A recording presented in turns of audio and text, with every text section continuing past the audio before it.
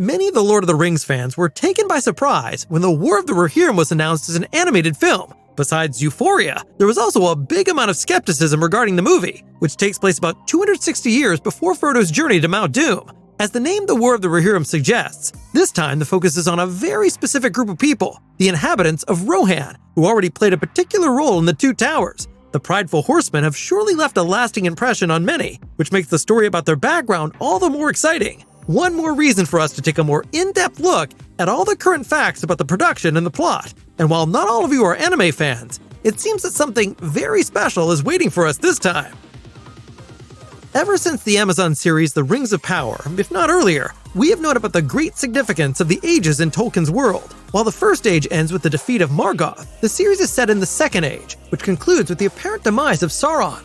The War of the Rohirrim is now set at a very particular time in the Third Age, more precisely, in the year 2758, exactly 260 years before Gandalf sends Frodo on his way with the ring. This is called the Time of the Long Winter, because Rohan was completely snow-covered for more than 5 months. The makers of the movie obviously rely even more on references to the Norse mythology here. After all, Rohan was already strongly reminiscent of Viking culture in the old movies.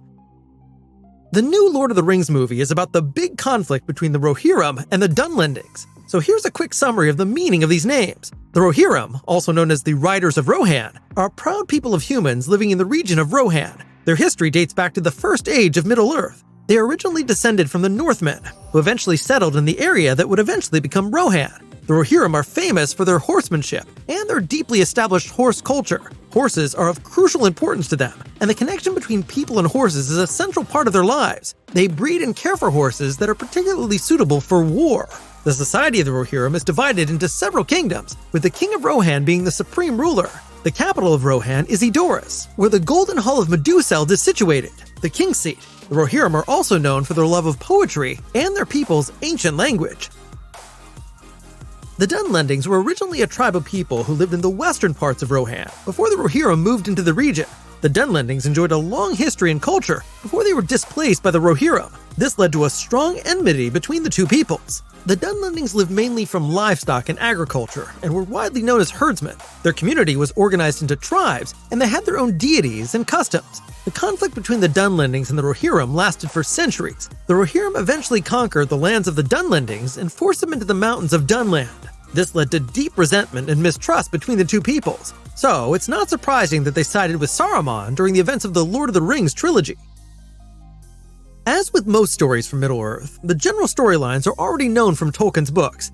It remains to be seen whether the creators will fully stick to them, and which details will be added that have not been mentioned yet. Roughly, the story of the War of the Rohirrim is about the following. The film is set at a time when the realm of Rohan is again in an intense conflict with the Dunlandings. Helm Hammerhand is the 9th king of Rohan. King Freca, the leader of the Dunlandings, challenges Helm to marry his daughter Hera to his son Wulf, an insult that ultimately leads to a disastrous war between the two clans. During this dramatic confrontation, a stronghold plays a pivotal role that fans of The Lord of the Rings are sure to be very familiar with, Helm's Deep, the scene in an epic battle in the Two Towers. However, this film does not only put emphasis on the two kings, the spotlight is also on their offspring.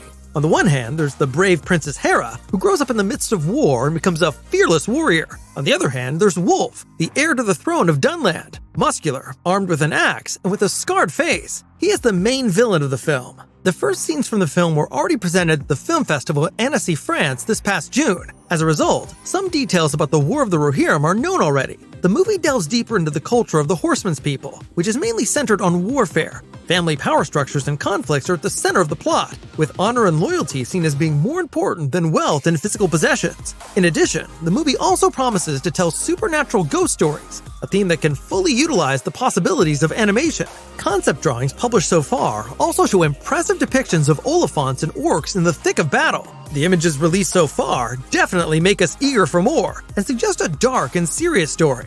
In the finished film, we can presumably look forward to seeing spectacular scenes and a more in-depth portrayal of Tolkien's world.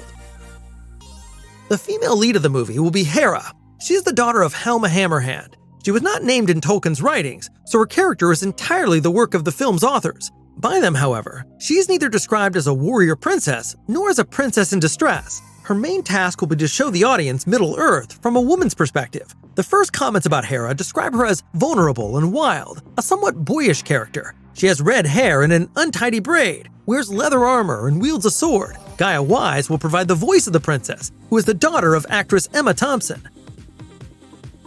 Her father, Helm Hammerhand, was the 9th king of Rohan. He got his name Hammerhand because of a legendary action that we will probably get to see in the new movie. Helm is above all a very ferocious warrior, dreaded by his enemies and regarded as invulnerable. After all, his deeds have gone down in history. It's not a coincidence that the fortress Helm's Deep is named after him. The king is dubbed by Hollywood star Brian Cox. He is experienced in the role of a patriarch, for example, as the head of the family in the hit series Succession, or as King Agamemnon in Troy. The counterpart to Hera is Wulf. The king's son travels through Dunland, always looking out for allies in the fight against Rohan. He is a tall, buff guy with long, ruffled hair, armed with an axe and covered in furs and a torn cloak. A scar above his eye makes him look like a true barbarian. Wulf is voiced by Luke Pasqualino, who most of you will know from the Netflix series Shadow and Bone.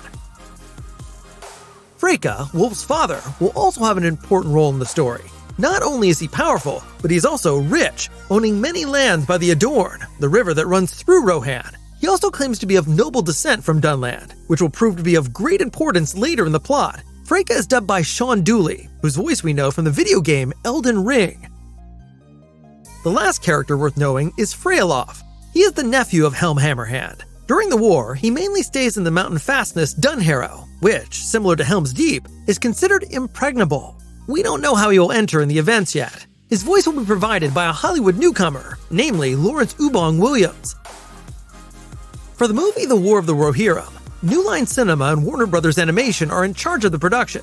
The project has already been in the making for almost 2 years and holds the promise of winning the hearts of fans. This is because the creative direction is in the hands of the highly respected anime director Kenji Kamiyama, who is most associated with cult anime such as Ghost in the Shell and Ultraman. Kamiyama has also made a name for himself at Warner Bros. Before, where he created the thrilling anime series Blade Runner Black Lotus. The first people to talk about the new Lord of the Rings movie are already stating that the animation is very reminiscent of the anime from the 90s. But don't worry, the magical spirit of the earlier Lord of the Rings films will probably remain in this new work as well. Peter Jackson's iconic visions served as a significant inspirational source for countless scenes in the upcoming film.